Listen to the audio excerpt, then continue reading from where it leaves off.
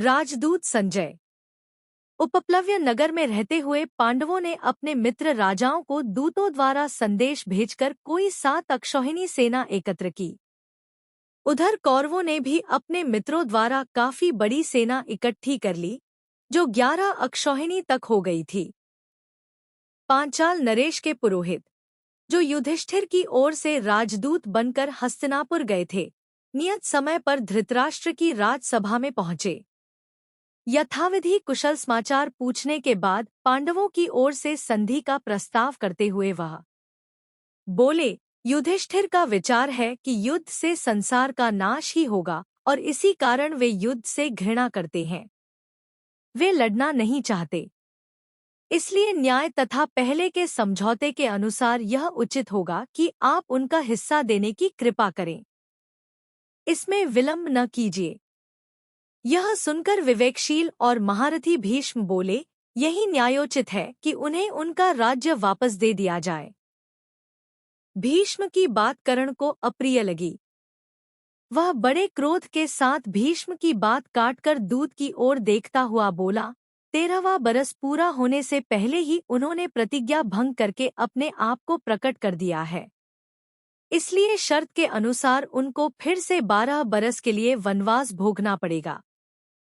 कर्ण के इस प्रकार बीच में उनकी बात काटकर बोलने से भीष्म को बड़ा क्रोध आया। वह बोले, राधा पुत्र, तुम बेकार की बातें कर रहे हो। यदि हम युधिष्ठिर के दूत के कहे अनुसार संधि नहीं करेंगे तो निश्चय ही युद्ध छिड़ जाएगा और उसमें दुर्योधन आदि सबको पराजित होकर मृत्यु के मुंह में जाना पड़ेगा। भीष्म की बातों से सभा में खलबली मचते देखकर धृतराष्ट्र बोले, सारे संसार की भलाई को ध्यान में रखकर मैंने यह निश्चय किया है कि अपनी तरफ से संजय को दूत बनाकर पांडवों के पास भेजा जाए। फिर धृतराष्ट्र ने संजय को बुलाकर कहा, संजय, तुम पांडुपुत्रों के पास जाओ। वहां श्री कृष्ण, सात्यकी, विराट आदि राजाओं से भी कहना कि मैंने सप्रेम उन सब की कुशल पूछी है। वहां जाकर मेरी ओर से युद्ध न होने की चेष्टा करो। संजय उपप्लव्य को रवाना हो गए।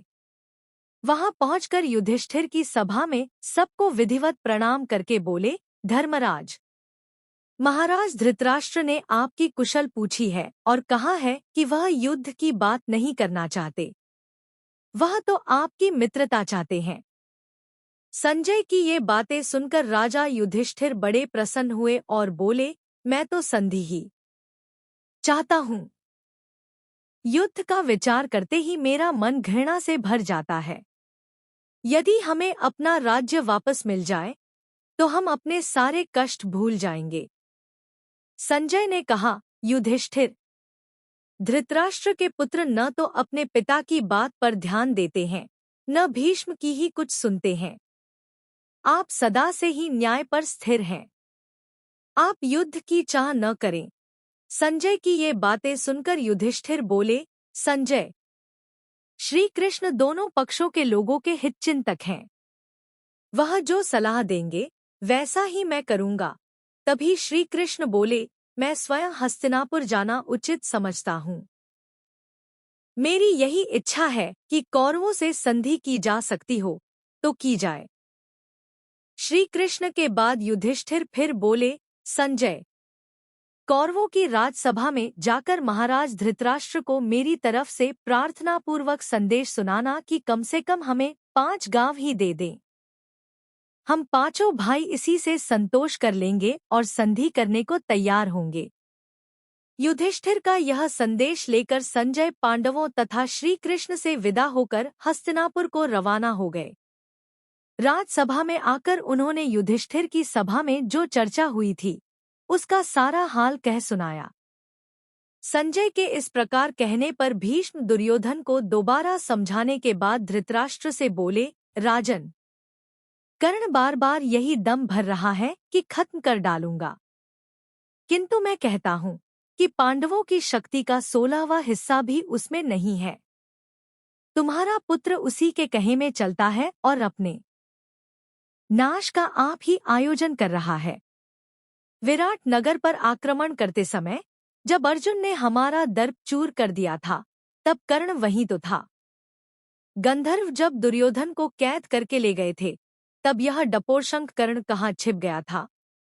गंधर्वों को अर्जुन ने ही तो भगाया था और दुर्योधन को उनकी कैद से मुक्त किया था।